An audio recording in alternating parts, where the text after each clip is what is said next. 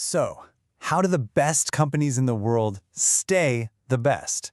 It's not always about some single massive breakthrough. No, it's really about mastering change at every single level. And in this explainer, we're going to break down 3 really powerful Japanese philosophies that cover the whole spectrum, from tiny, everyday tweaks all the way to those big, industry-shaking transformations. All right, here's how we're going to climb this ladder of improvement. First up, we've got to identify the invisible enemy, which is waste. Then we'll lay the foundation with something called standard work. After that, we'll get into the daily habit of Kaizen. Then we'll talk about the bigger leaps, Kaikaku and Kakushin. And finally, we'll see how the whole thing fits together. Okay, so before we can even think about improving, we need to know what we're up against, right? And that brings us to the core problem that all of these ideas are really designed to fix. So, let me ask you this. What do you think is the biggest threat to your organization's success? Go on, take a second. Is it your competitors? The economy? Well, the real answer is usually a lot closer to home than you'd think. It's the waste you can't even see. This is the silent killer of productivity, of profit.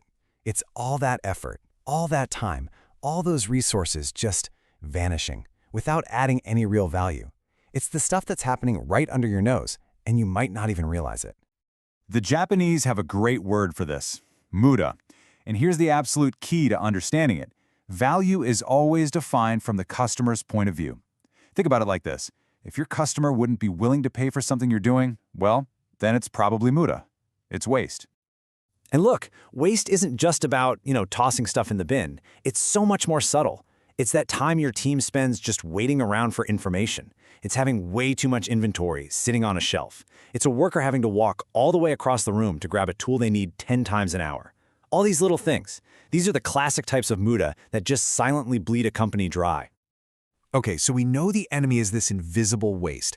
How in the world do you start fighting it? Well, you can't improve on a process that's total chaos, right? So the first step is to build a solid, stable foundation. And that's where standard work comes into play. Now, don't get the wrong idea. This isn't about creating some rigid, bureaucratic rulebook that never changes. Not at all. It's about your team agreeing on and writing down the current one best way to do a job, the safest way, the most efficient way for right now. That's your baseline. And once you have that stable normal, boom, anything that goes wrong, any deviation just sticks out like a sore thumb.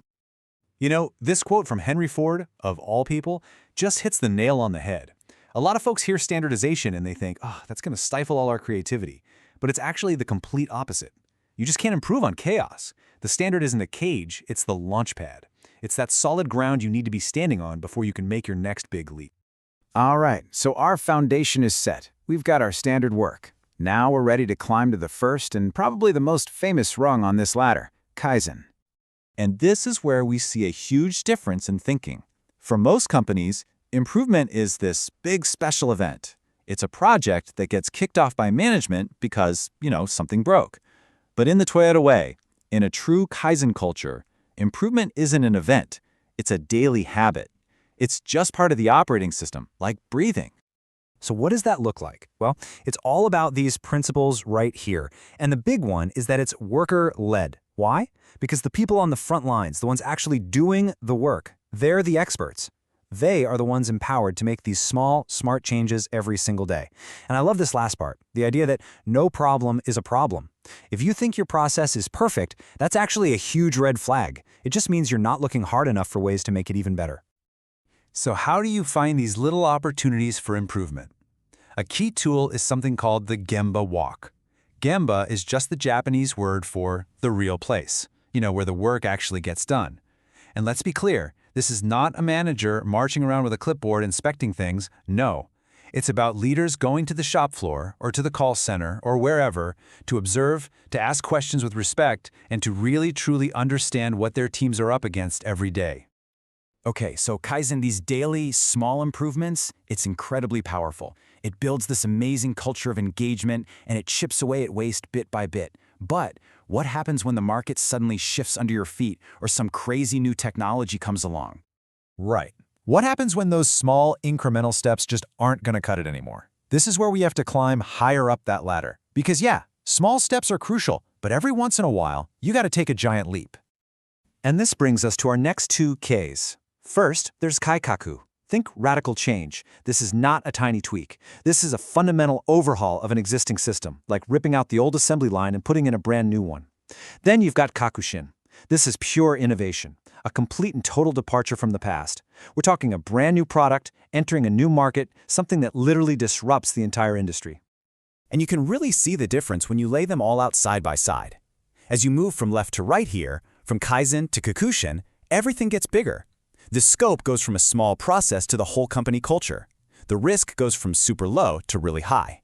And who's involved shifts from, everyone on the team for Kaizen to really being driven by top management for Kakushin. One is low-risk, daily evolution. The other is high-risk, game-changing revolution. If that's still a bit fuzzy, here's a super simple analogy from the world of software that makes it all click. Think of Kaizen as a little bug fix or a security patch you download. Quick, easy, necessary. Kaikoku, that's the big version 2.0 upgrade. A whole new user interface, a bunch of new features. It's a major change. And Kakushin? Well, that's when the company decides to just scrap the old app entirely and build a brand new one from scratch that does something totally different. So there we have it, our three Ks: the small step, the radical leap, and the game-changing innovation. And the most important thing to get is that these are not an either-or choice. Yeah, this is probably the biggest takeaway of the whole explainer. You don't pick one. Kaizen, Kaikaku, and Kakushin, they're a complete system. They work together. Think about it. That culture of discipline and constant improvement you build through daily Kaizen, that's what gives your company the muscle and the stability to actually pull off a huge, high-stakes Kaikaku or Kakushin without falling apart. So, since it's a system, what happens if you're missing a piece? What are the real-world costs when one of these is missing from the picture? Well, if you don't have Kaizen, your processes just get stale, people lose motivation, your competitive edge just slowly erodes. If you don't have Kaikaku, you're going to miss those big opportunities for major improvements, and you'll get left behind. And if you don't have Kakushin, well, you risk becoming the next cautionary tale, right? The company that got so good at its old way of doing things that it completely missed the future and just became obsolete. You absolutely need all three to survive and thrive long term. So, let's bring this all back to you. I want you to look at your own work, your own team. What's the next improvement you need to make? Is it something small, a radical change, or something truly revolutionary? Is it the discipline of 1,000 tiny steps, the courage to make one giant leap, or the vision to start something completely new? Chances are, the real answer is all of the above.